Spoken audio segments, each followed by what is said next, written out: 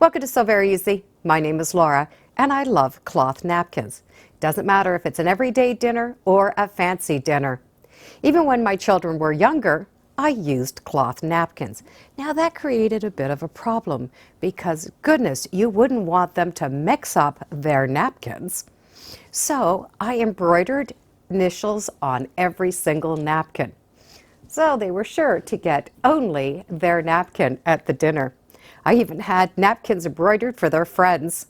It became a bit of a family tradition. And because of that, my daughter has asked for a set of napkins. But this time I'm going to make her a fun set with some beautiful metallic threads. So let's cover a couple of tips and techniques on how to work with metallic threads, and I'm going to be making napkins at the same time. So the metallic thread that I'm going to use is from Mettler. It is a beautiful 40 weight thread. It has a polyester core with that beautiful metallic wrapped around each thread. So it does give it this beautiful shine. And it comes in 15 different colors. I have golds, browns, blues, reds, greens, and even a couple of variegated colors. Because it is a 40 weight thread, it's very easy to sew on our regular sewing machines. Regardless if we're going to do an embroidery or a top stitch or a fancy stitch, it works quite well. Now there are a few tips on sewing with metallic thread. And those tips are going to be easy to remember once we understand how the metallic thread comes off of the spool. Because this is a metal over top of that thread, it has a bit of a memory. So you can see how it has this memory that's come off the spool. That little curl will come out as we are stitching, but as we're stitching, we need to keep that curl in mind. If your machine has a horizontal spool and that thread is coming off, it can get tangled. If you have a vertical pin, but the spool is way down at the bottom, as that thread comes off, it can twist. So we need to have the thread come off in a straight line. So in my case, I'm going to use the vertical spool. So it's coming off in this format, not coming off in the loop. And I'll show you that when I am doing one of the embroideries.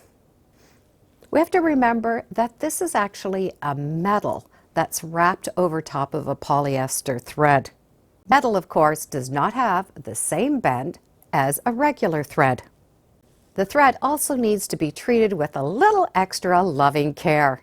And by that I mean when we are stitching, slow down the machine and use a metallic needle.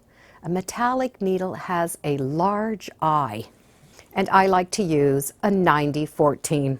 Slowing down the machine gives that thread time to get into the eye of the needle without putting a lot of stress. Some machines, you might need to loosen the top tension, but I've sewn with all of these and I've never had a problem yet on my Bernina, so you'll have to be sure to test out your machine first. So to stitch on my napkins, I'm going to use a variety of colors. And I'm also going to keep the design in mind. I do not want a highly dense pattern. For example, this is a highly dense stitch. So I do want something that's not as highly stitched. To embroider my napkins, I just bought pre-made napkins.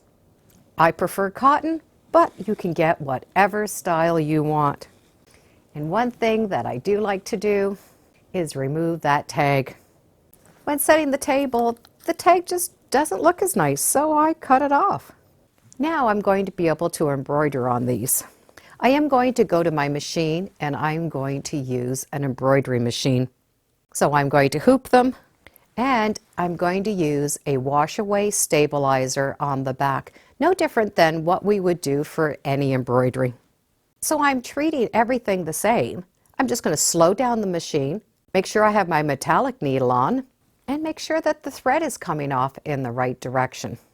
Having this upright means the thread is going to be able to come off nice and equal.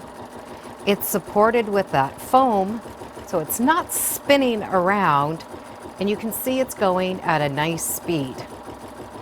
And at that slow speed, you can see how nice that is stitching. Even where we have that heavier stitching, it is still stitching well. The fabric is nice and tight, and I do have a water-soluble stabilizer underneath so that it'll wash out. When I'm changing threads, I will pull a little bit of that thread through the needle and just hold it slightly and then let the machine continue stitching.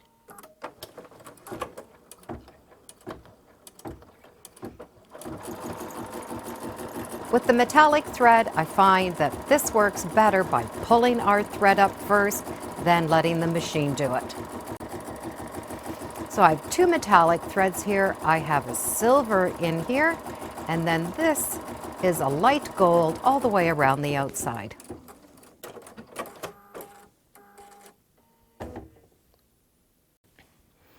And here's a close-up of all of that beautiful metallic thread.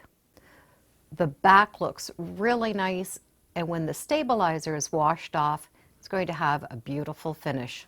If you want to avoid having to hold on to your threads, just set up your machine so that the stitches are not cut in between, and we can always cut those off after.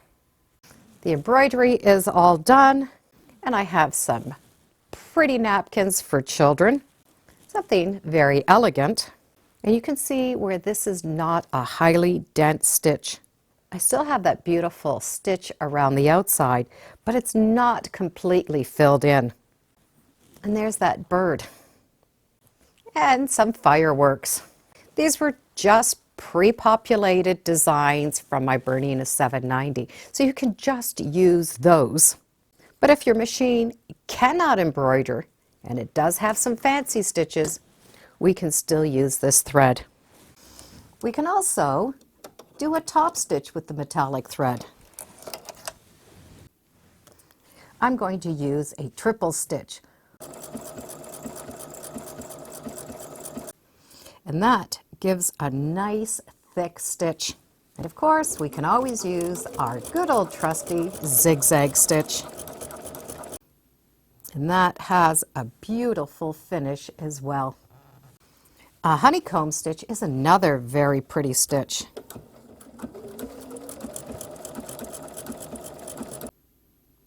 This would make a really nice decorative stitch all the way around a dinner napkin. There are lots of different stitches that we can use with this thread, even some buttonholes.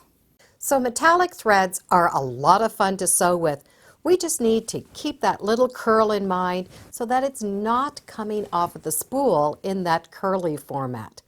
Slow the machine down, make sure we have the right needle, and we're set to go. And we can turn ordinary things into very extraordinary things. My daughter will be very happy that she's going to be able to continue the tradition. But this time, instead of having their names, I've just given them some fun pictures to choose from. Thank you for joining me today on Sew Very Easy. I'm on Instagram, Facebook. I do have a newsletter. It's free under Sew Very Easy. I do hope you come back. Bye for now.